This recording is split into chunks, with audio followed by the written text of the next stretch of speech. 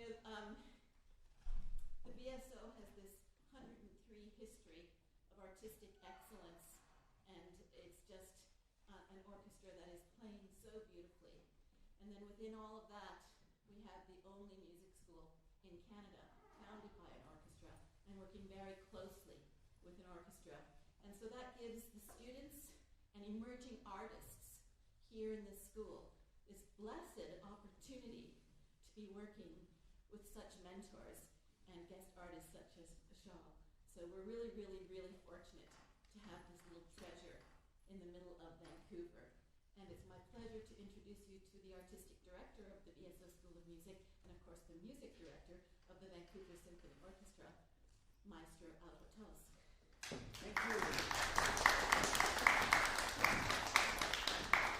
Thank you, Angela, and it's wonderful to see you all here. I think we'll even have people that are joining us online, so welcome everyone.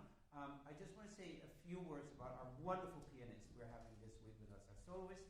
I'm so glad that we're going to hear him not only in this gorgeous Chopin concerto we're playing on Friday and on Saturday, but we're also meeting him now as a teacher and an inspiration for all young pianists and for music lovers. I think he's one of the outstanding pianists that have this special sound quality that you need for a Chopin concerto. You need to have not only that sound quality but also a feeling of phrasing that comes very natural and is never over the top but has this completely dreamlike freedom.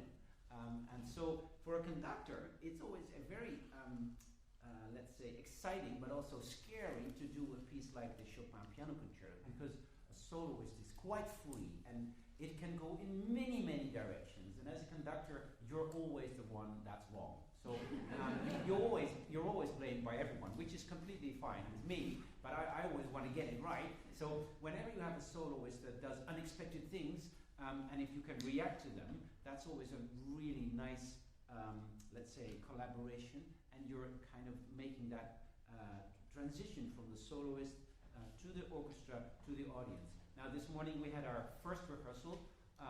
We had never worked before. I had done my homework and I know the score and I've listened to recordings, but of course you never know what happens at the first rehearsal, and I felt so comfortable with you, so thank you very much for making the conductor feel comfortable, and the orchestra they could follow you easily, and still you were able to make the music sound organic in like almost in a way that nature is organic. So I always feel that if music resembles nature in a way that you have this ebb and flow, it comes and it goes like the water or the weather or maybe the countryside. And I think if you have that creativity to do that with music, then everyone understands where the music is going. And you surprised us all with your beautiful sound and wonderful playing. So I'm pretty sure you will all really enjoy today's masterclass, and I'm really looking forward to our concert together. Thank you so much for being here. Enjoy today. Thank you. And thank you is what we're offering all of you. Thank you also for all of you and our donors and supporters who have really been amazingly loyal through this 2-year pandemic going into our 3rd year. And so a special thank you tonight to the Gemini Foundation and all of the people who work so hard to ensure that the music can keep going. We have Joan Mitchell here with us. Thank you so much, Joan. Thank you, Gemini Foundation, and thank you, all of you. And let's now begin with our first student. Is some Peggy, are you announcing? Or? Okay, great. I'll do it. All right. Thank you for being here. So Angela Mott will play us round intermezzo, this one 17 number 2 in B flat minor.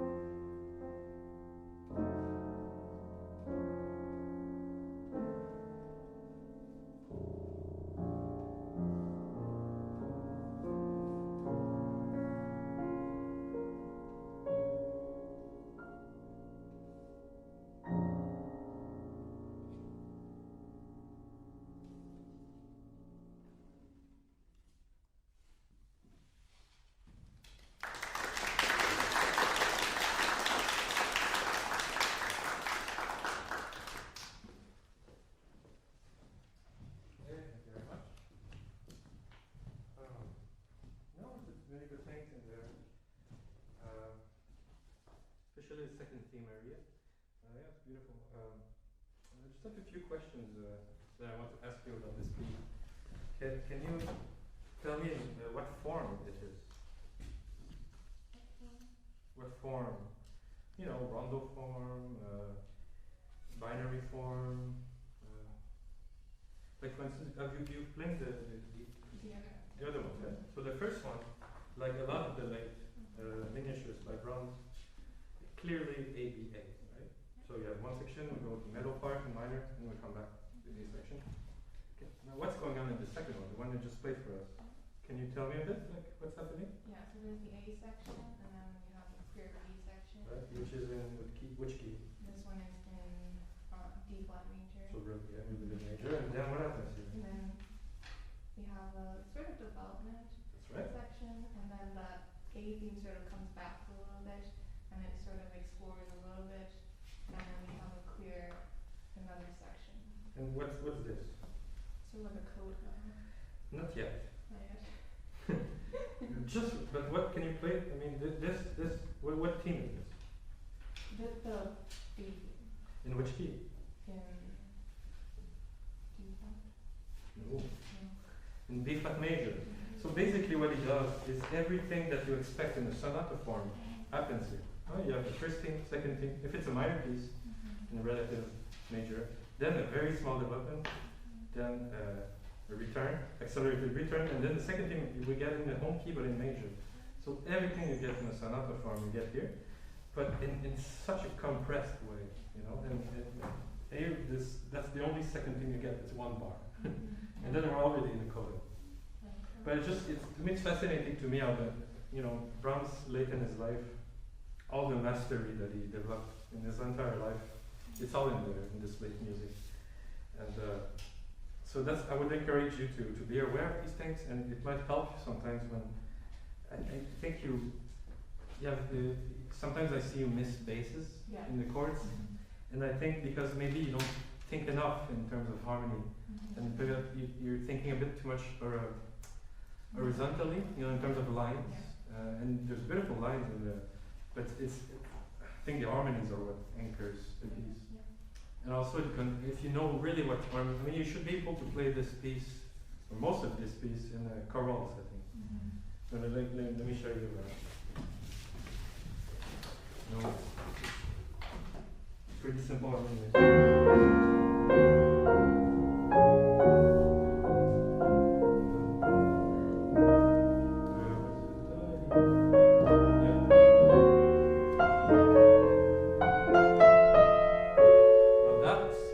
Fantastic turn of events, because what we expect here, look at this, which sounds a bit like something else, right enough. And that is a very mean chord. I mean, it's an F sharp minor-ish. You know, it sounds very distant, very menacing in a way, but it's a surprise. I mean, as long as he fills it in. Split second, we're in very easy territory, so I think you should, maybe you've heard it so many times you think it's normal, you know, but it's very surprising, especially you see the register of this piece, is also, that's another interesting thing, we're in the extremes, very low, and a bit of middle filling, and then at the end of this piece, the up takes off the bass completely, you see, now you're up.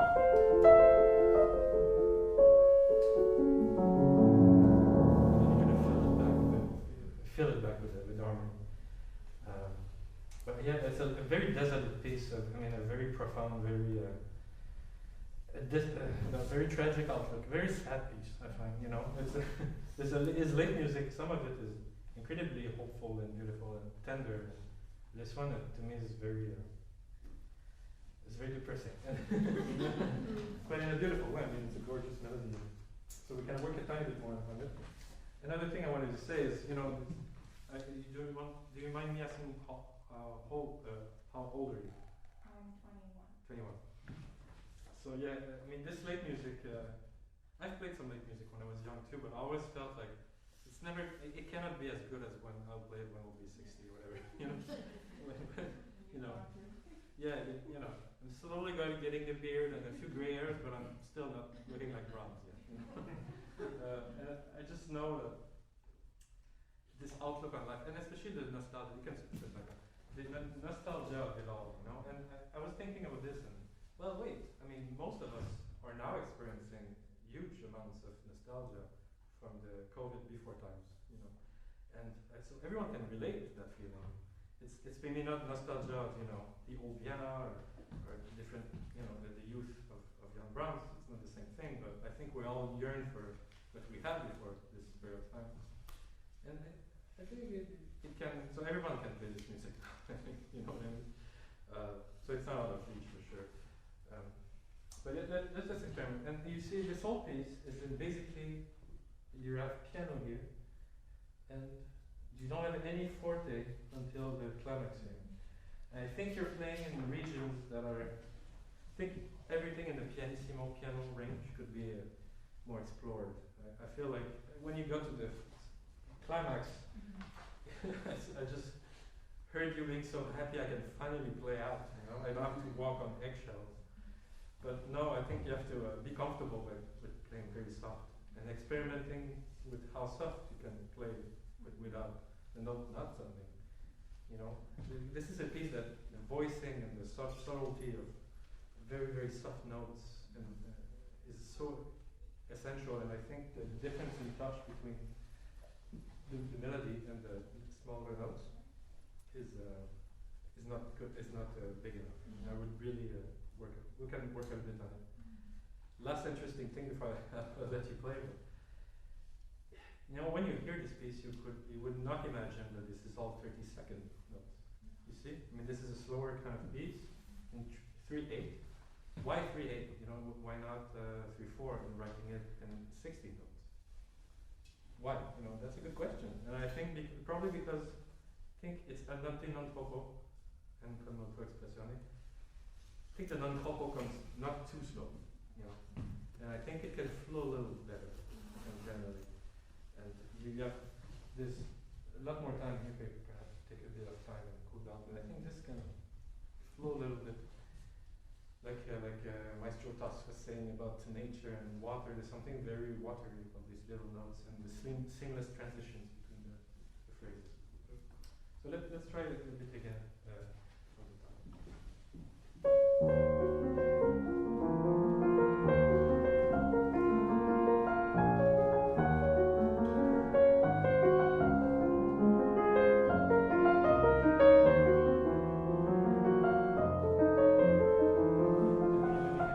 Let me try a little bit.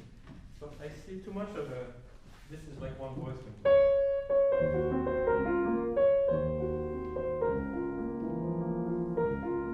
when you play these notes, I know there's a bit of a muddy, you know, with the grace, with the appoggiatura here or the wrong note, you know.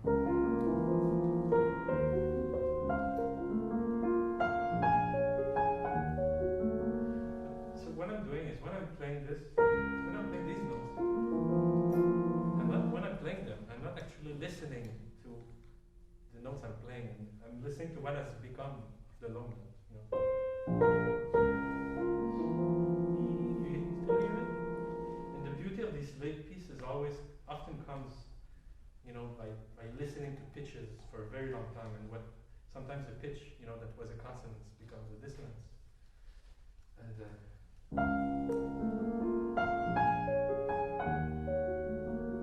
see how long you can hear it for? So that means that to balance a bit better my chords. I think it's first off the bass is a bit too heavy, you know.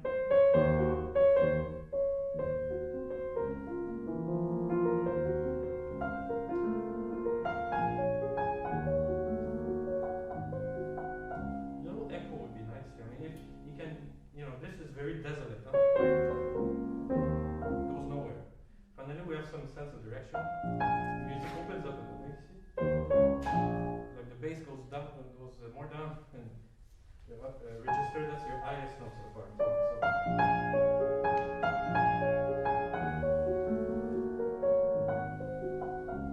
love the little echo effect. It's a simple, you know.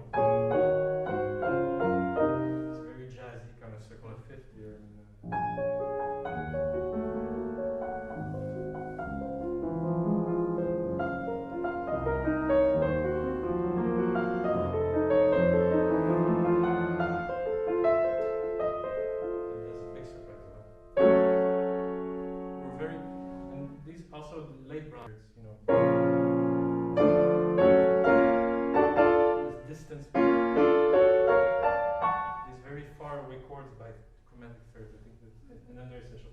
But it's a false F sharp minor. As we know, it's G flat minor. Okay, I think essentially don't hesitate by using. This is a beautiful piano. It's very sonorous. Easy for it to sound too big. So don't hesitate to use a soft pedal, especially in music that is intimate like this and dolce.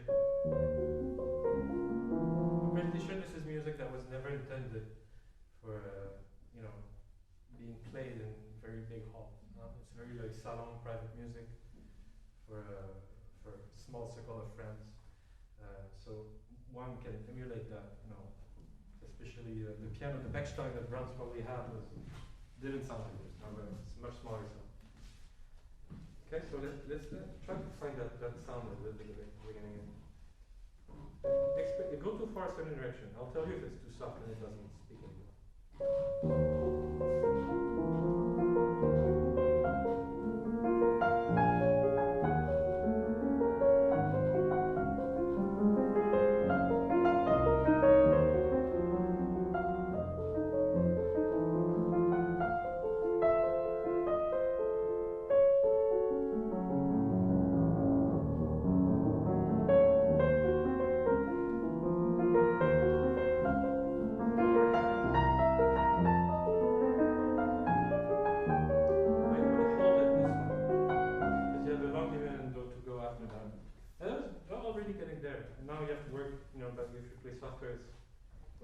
Even with the rhythm, but I think we gradually found the very beautiful flow.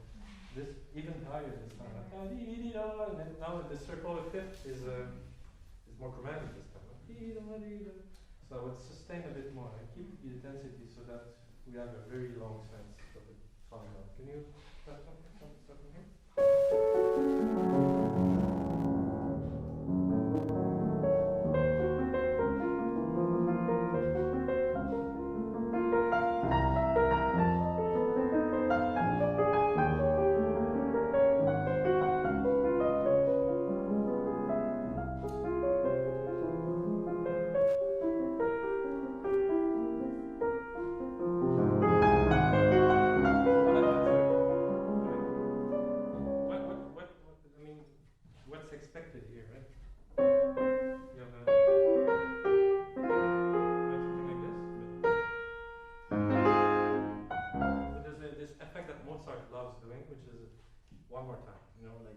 Closing for real, like let's give it another shot, okay?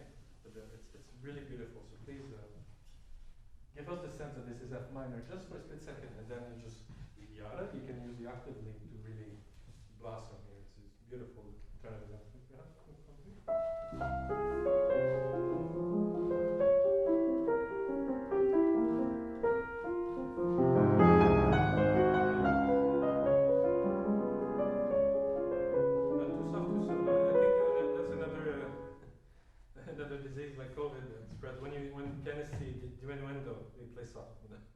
It often means that it's probably the highest point, and from then on you go softer. You see, we're so soft already here, so we have a long way to go. Perhaps just from the top here.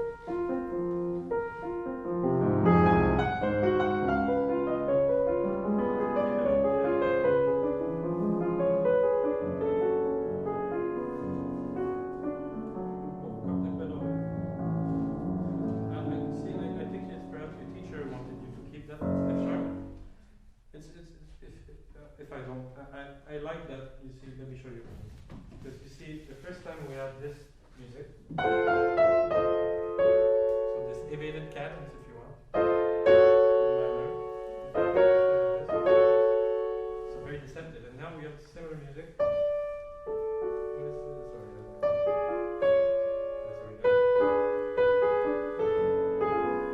We expect similar to. So I think if you hold this, I think it's sort of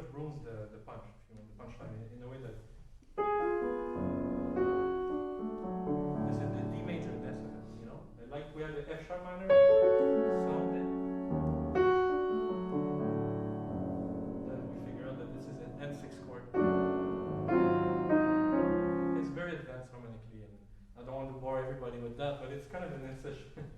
These pieces are like a laboratory up front, you know, using all the knowledge he knows about harmony and it's really I think if we have to savor all of these moments, I think, because if they're played without feeling like it's a miracle every time, you know.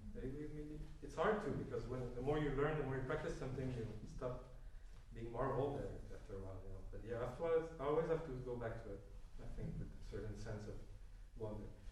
Okay, now the second thing was beautiful. Let's hear it a little bit.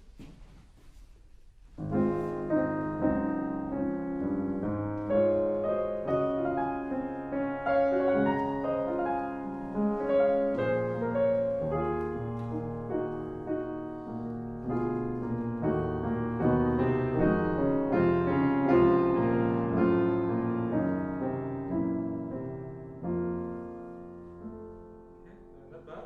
Let me try a little bit. This line.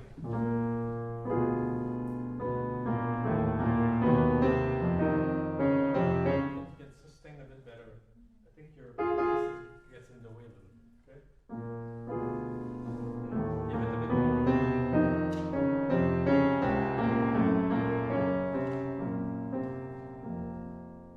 It's one big slur. I felt it was stopping a little too much. And for it to feel like a 3-bar phrase, it's always good to start with a little hesitation and always group it from, you know, the change of direction, like in Mozart, you know.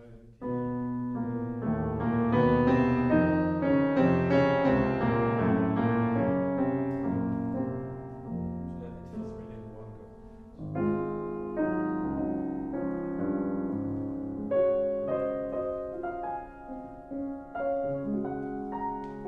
There's so much, there's a very dreamlike quality to those.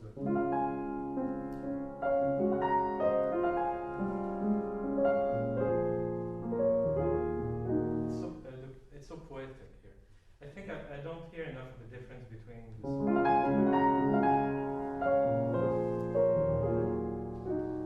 Yeah, there's a glimpse of hope here, huh? I mean, and comfort.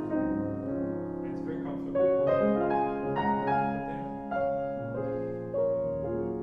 And those beautiful, you know, unresolved, these are 9, 11. You know, when you isolate those chords, extremely jazzy chords, you know. In that context, it's not, but I think there's a lot of sensuality in the way you dig deep. I think it's a bit too plain, okay?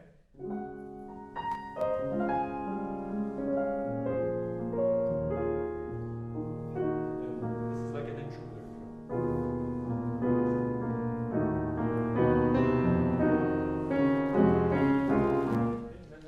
I know I have to stop in 2 minutes, okay? Let's just do a bit more of it. Very comforting.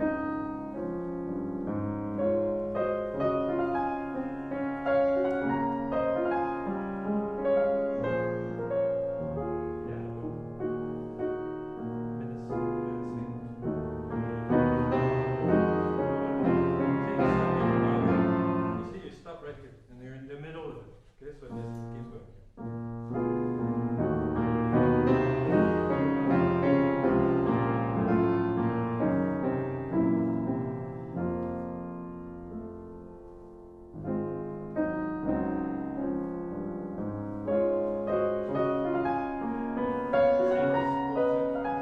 Careful not.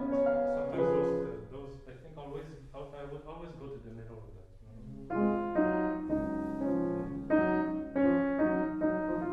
Like this little hairpin. I think sometimes I know it's a big leap, but it's a bit loud. Just throw it and play it in the resonance. So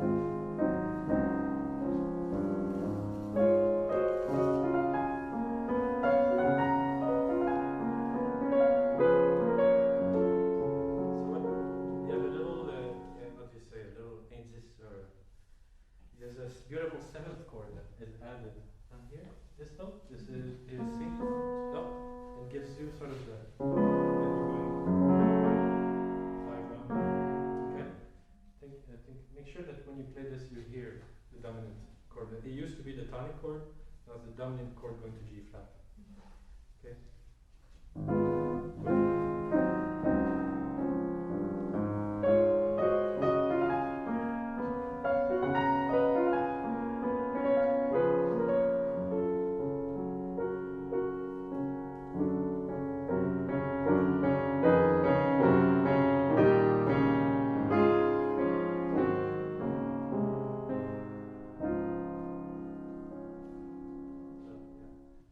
Okay, I'm afraid I think we have to stop here, but again, yeah, think of it as I think this could have easily been a first movement of a late Beethoven sonata almost. You see how it's compressed, like the first movement of 109, for instance.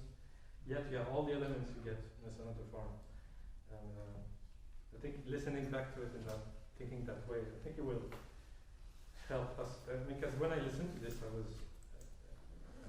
really. I mean, the way he's able to mix the miniature form, you know, and the sonata form is so masterful in this piece. And the way he teases the major final in major, no? And the way the minor comes back is just, it's really, breaks my heart every time. Okay, so thank you very much for playing out.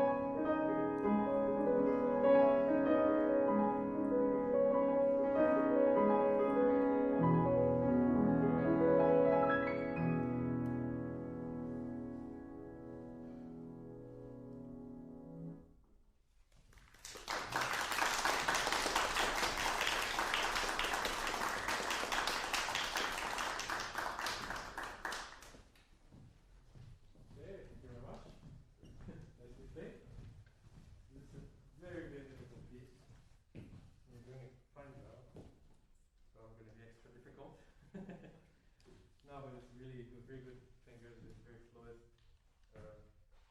Now in terms of sound and style, we can work a little bit on it.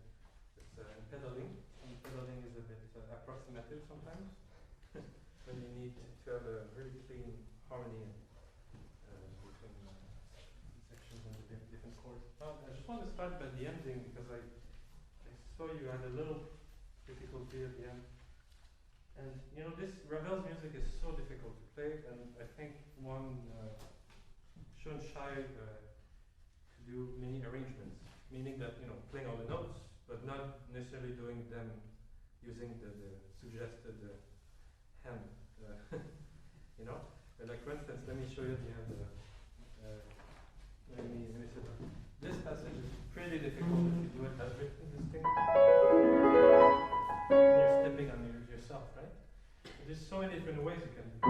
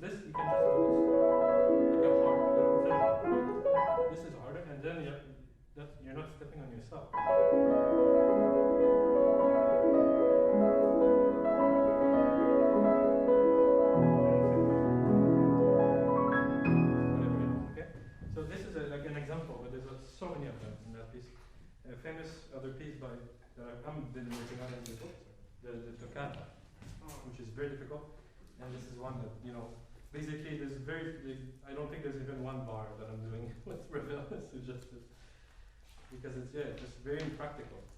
And what you want to do is make the music sound as good as it can sound. I would not hesitate if you cannot do it, but you seem to manage really well. So let's work a bit on the beginning. Just my general issue that it just sounded too loud most of the time, and I think, but you have a beautiful color.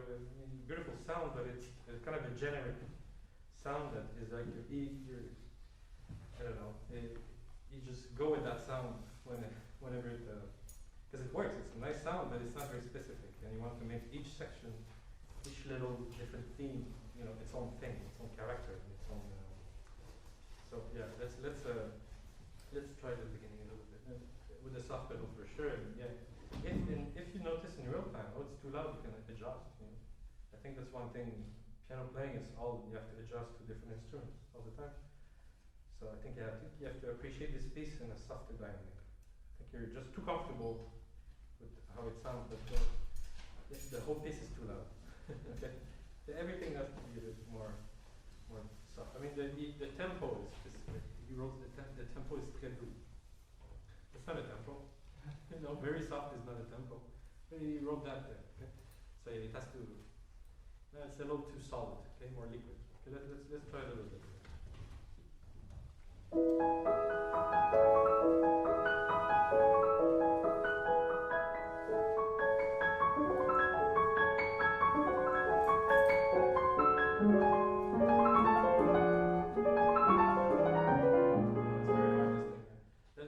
Let me try a little bit just for the opening sound.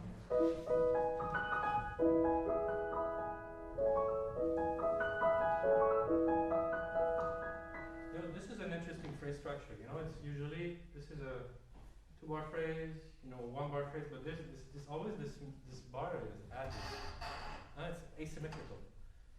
So, and to me, this I would take a little time because it goes nowhere. This thing, then I would restart after that. So perhaps a little rubato here and here could be nice. Okay. Yeah, I think you're thinking too much like this is one line and I have to sing it. This is not a line, I mean this is like a mood. Okay? This is like one chord. Okay? And I think you're thinking more in like a Chopin mentality perhaps, and you're trying to. And it creates a sound that's too. It's a mood, okay? Think of it as a mood.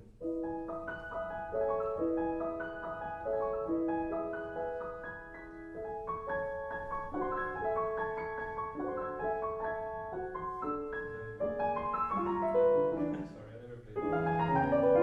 I'm not gonna try to sight read in front of everybody. But you see the sound I'm trying to go for, okay? Don't try to sing this, okay? Just think of it as little droplets, okay? In a color, in a mood. Okay, try it again. And change the pedal for the A major of the seventh part, the fourth.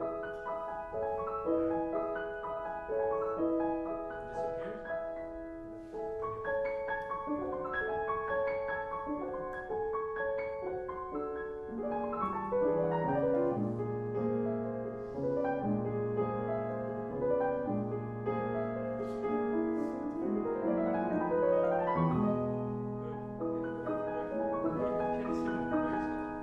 There's more notes, but it's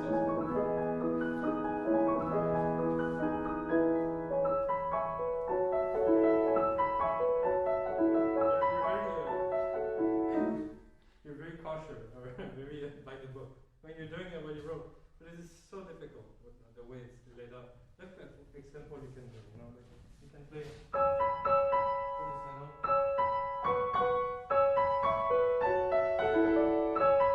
You don't have to play the arrangement like this. You see, it takes a little more effort in your brain because you have to reprogram everything. But there's no. I mean, what we hear when you play this is. It's not. You see what I mean? So I really do think that it's not a crime to do this, to rearrange stuff, okay? Because it just makes it. What's your goal in this piece? Is fluidity. You want something very fluid, seamless. And by doing all these weird end crossings and stretches, it removes this fluidity. And so I would advise, if we had more time, I think we would revise the whole score and see together, you know, bits that you can improve on in this respect. Okay? Doesn't apply to everything, but like this for sure will change it. Okay, and I'll keep going a little bit. Yeah. Okay, don't arrange it right now, but just keep going.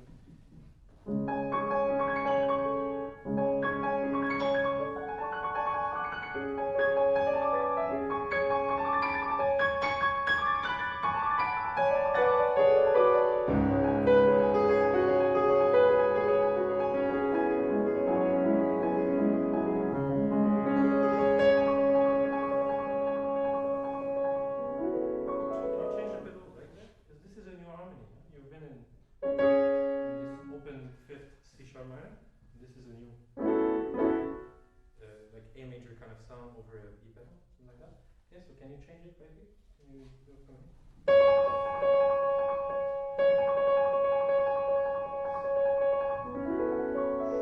Yeah, so loud, not so loud. Mezzo forte, gradually you should, and then there's pianissimo. Okay, so the upbeat is pianissimo as well.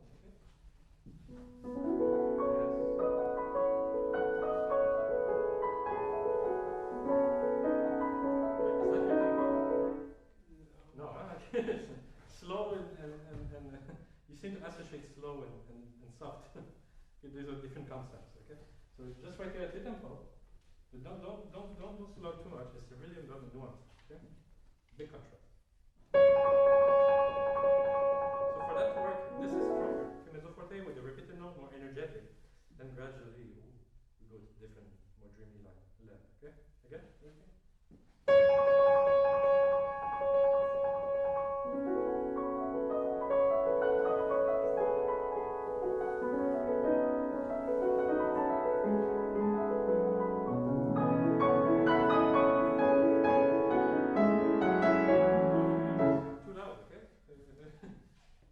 The accents are in the bass, okay? Because the bass is going down. You have this weird spin all internally. Slowly going down. But the melody is not, we're still in pianissimo, okay? Another subito here. We think, it's crescendo, but not this, okay? Again, let me try. The transition doesn't work for me. I think this is too lazy. This is not of a...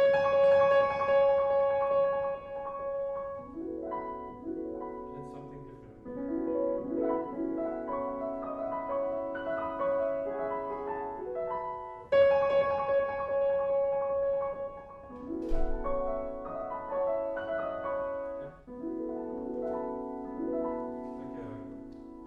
There's something a bit about, in Ravel's time, they were really fascinated by Orienticism, is that a word?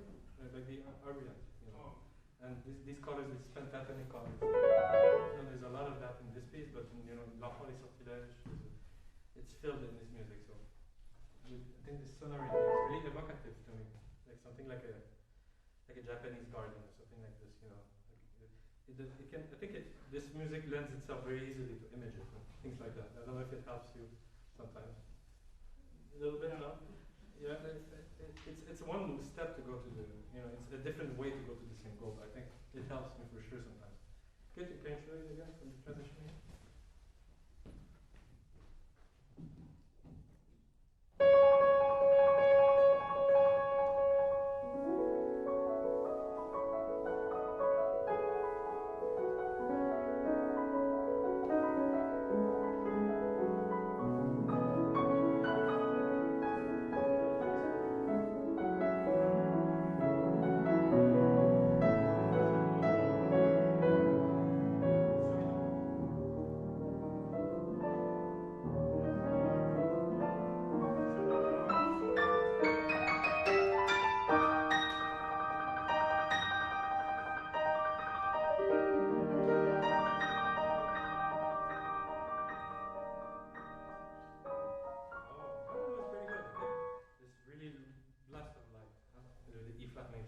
Now, do you hear the bass going down here? It's not easy to see because of the hand distribution. We have an E flat pedal, E flat, D going down here, you see? Because that becomes your bass now. Notice that? So can you follow that? I'd like to okay?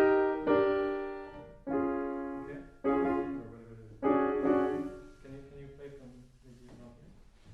Transition again?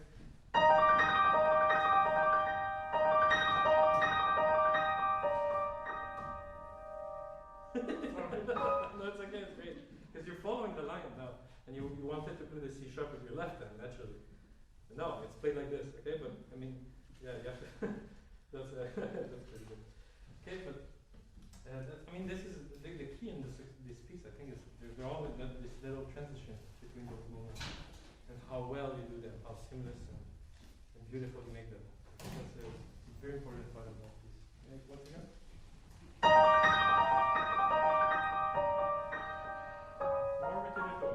He writes it. Okay? So you can exaggerate. We do all these little tiny things that's not written. And when he writes it, we don't even do that, So no, when he does want to retain it all, do it, and do it for you. Okay?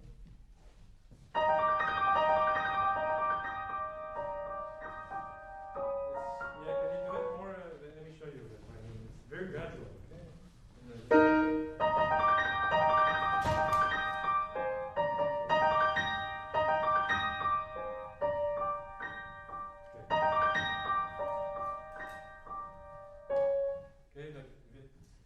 Rubato is like a wheel, okay? There's no jagged motions, okay? Okay, give it a go.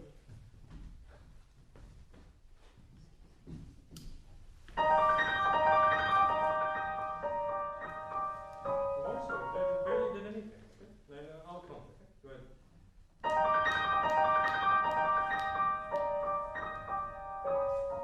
No! I don't know, please experiment with it. You seem very comfortable doing everything is working. You wrote that and you wrote the tempo. Yeah, you keep going in this section a little bit.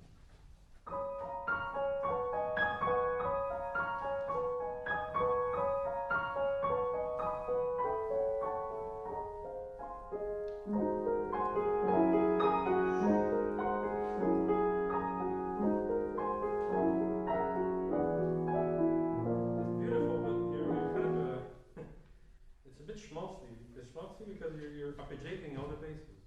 Huh? Are you noticing it? Let me show you. You're really doing that good.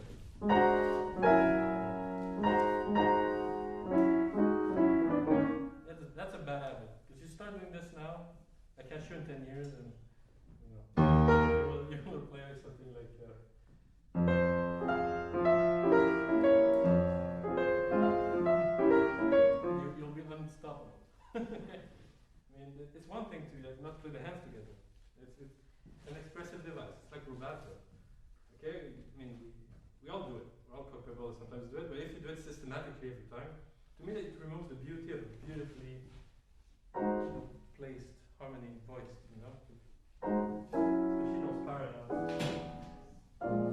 Okay? So be a bit more disciplined. Place it, hands together. Okay?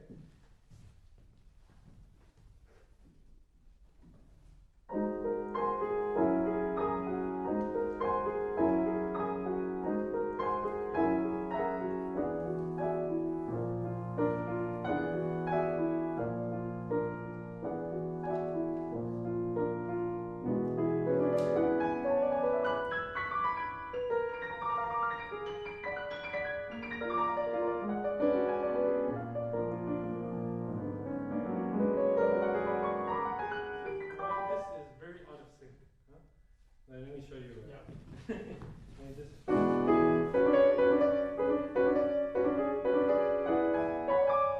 you put the forefinger.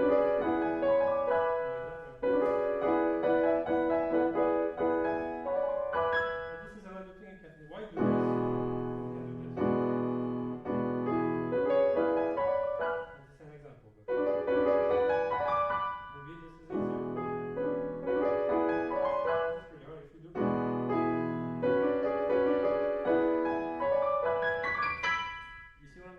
I'm inverting the thumb. Instead of I do it like in a Chopin prelude, the whole prelude I play like this. Instead of doing, you know,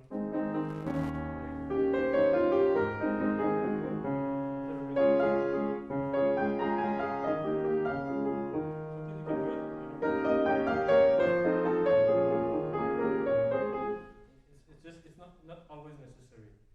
You have to, because you're sacrificing fluidity again. And synchronicity. I mean, you're playing this part. You're playing like that. Take it there. You have to be a bit. And it's very difficult to play this in tempo. I understand. There's a lot of notes, a lot of stuff going on. But practice it slower. Make sure things are lined up right. This also, you know, why he wants this rapid, so fast. So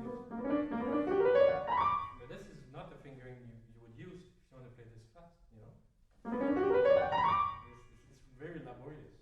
Not fluid. That's a good fingering to play something very loud, because you can play. But so for something very soft and very fast, you know, I would do. See what I mean? Look how bad. Look how.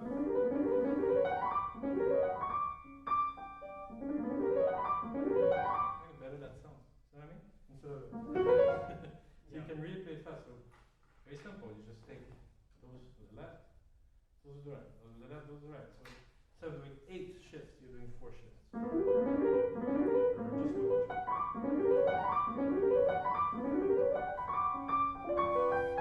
Okay?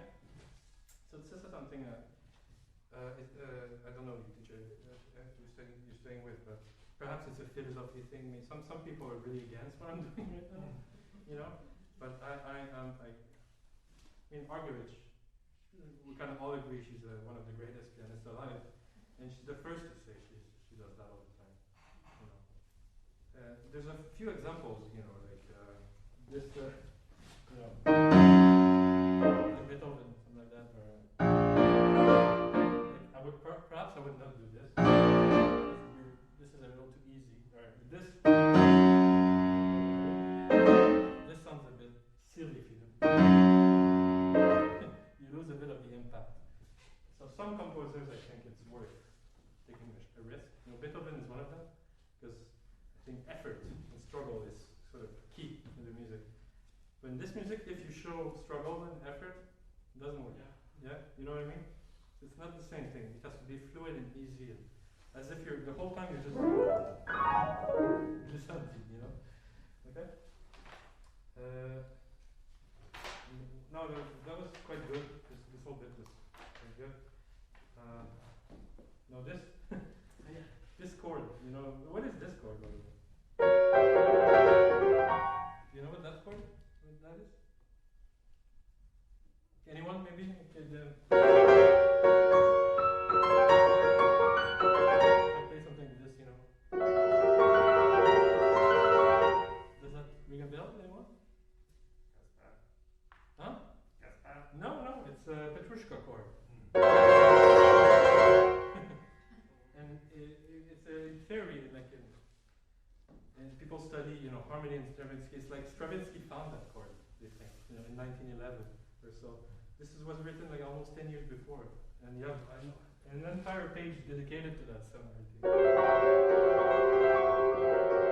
It's basically two major chords with a tritone apart. I've been thinking Petrushka is exactly those chords as well. Just an interesting theory. So I think they should call it the judo chord instead of the Petrushka chord. Okay. Oh yeah, and the ending. Let's have the ending a little bit. But this is really, I think, it will save you a lot of trouble. This thing is much easier. I just want you to hear such a beautiful ending.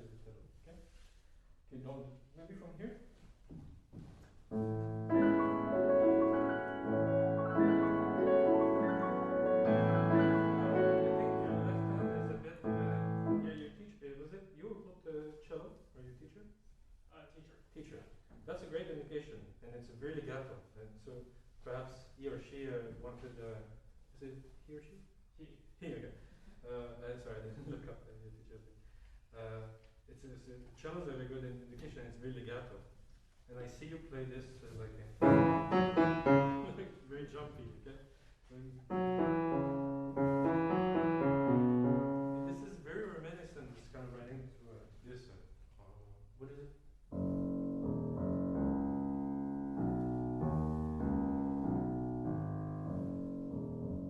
you know what this kind of music is? Does it ring a bell?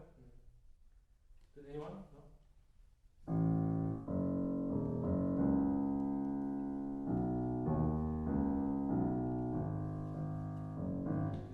Of the trio by Ravel.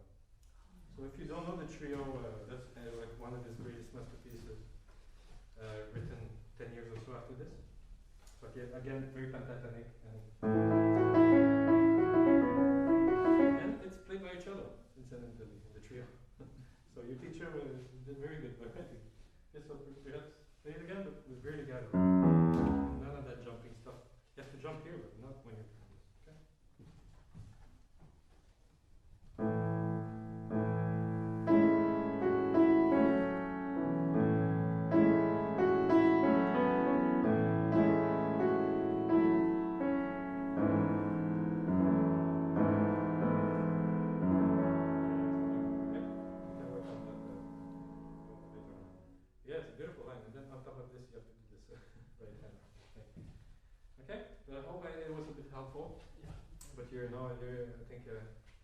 This is a very deceptively difficult piece. People think, but it's not too long. It's perhaps a good. In many ways, it's as difficult as Gaspard Lené and Tombeau Couperin and these pieces. I find this very elusive piece. But you're doing a fine job already. So, okay.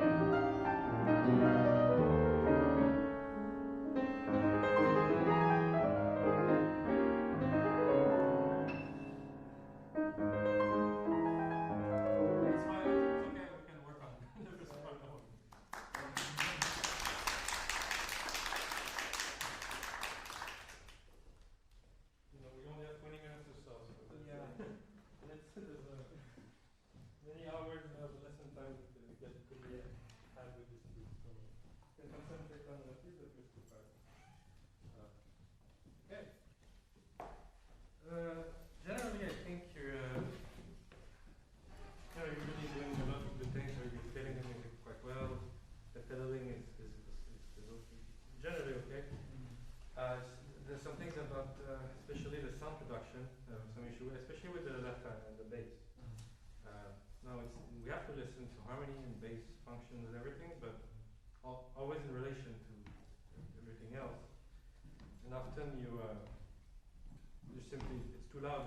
If the bass is not interesting, then I focus on something else. Let me show you.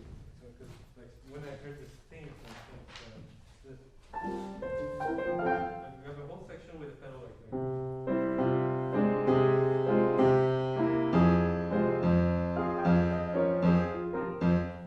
Yeah. No, it sounded like a little bit like that to me. So it's nice to hear the bass when it goes. But then forget about it.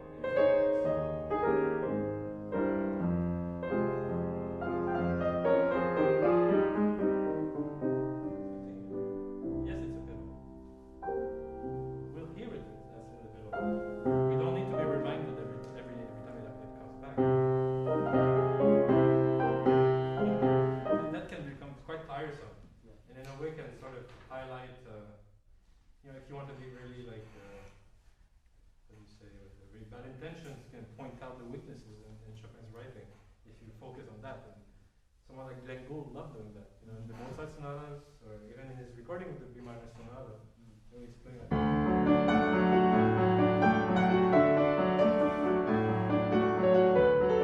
of course it's going to be a terrible piece if you play it like this, I'm a big fan of Glenn Gould, don't get me wrong. It's just some of the things the point, he's making a point there. It's not a point I agree with. So this thing.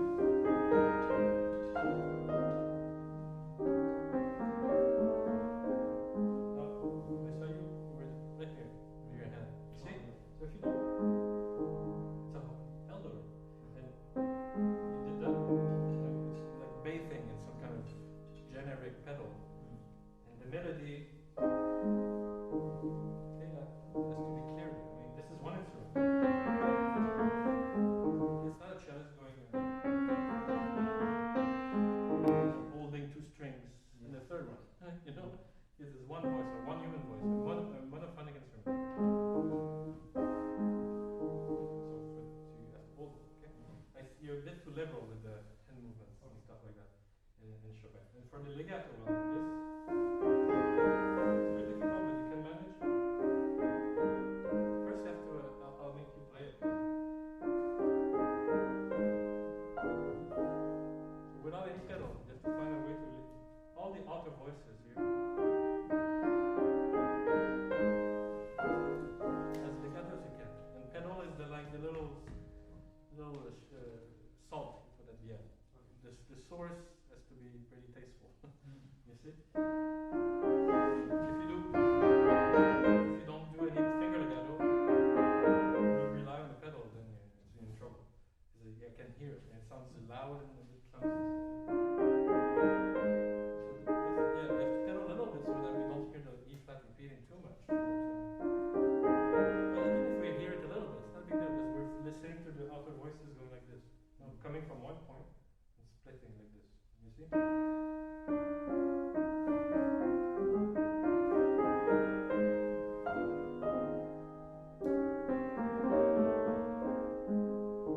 Something here. You can show us that the theme is in the bass, right? It's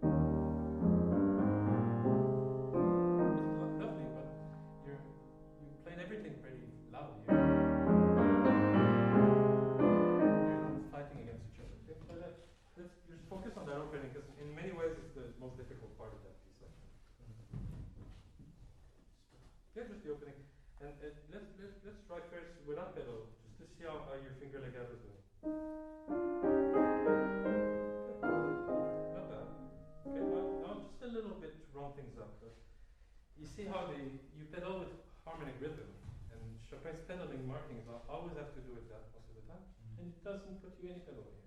So it should really be used in a parsimony, because otherwise we get these remnants of previous sounds, you know, that sort of come and like taint, or how do you know, like what's the thing? It's taint, or like it become like unclear, a bit dirty. It has to be very, very pure. Okay. Okay. It's a little bit much. Maybe a little less, but and don't. It's not a big deal if the E flat you hear it repeat.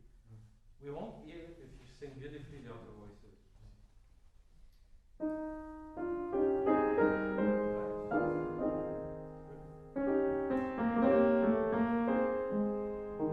Keep it mezza voce still. It's, you know, I know it's the term of the left hand to sing, but it's a bit like you're setting such a beautiful mood. You know, you're like the piece starts and like this tenor comes in and like boy, you know, it's like he's in the wrong opera. In the wrong scene. It's like out of character. Okay, keep it. We don't want to be disturbed until this change of character. Keep it very tender the whole time.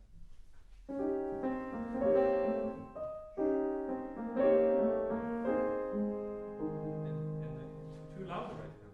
Okay.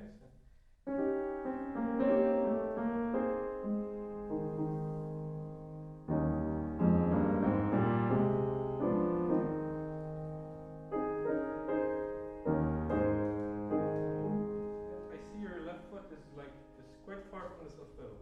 Oh I would always use it, you know, always in relation to what's going on. Just a little bit of it. Because now you're so far, it's like I don't need it at all. It's mezzo voce and very mysterious, smooth and inviting. To me, it's too real the way you do it. Okay. Can you do it with just like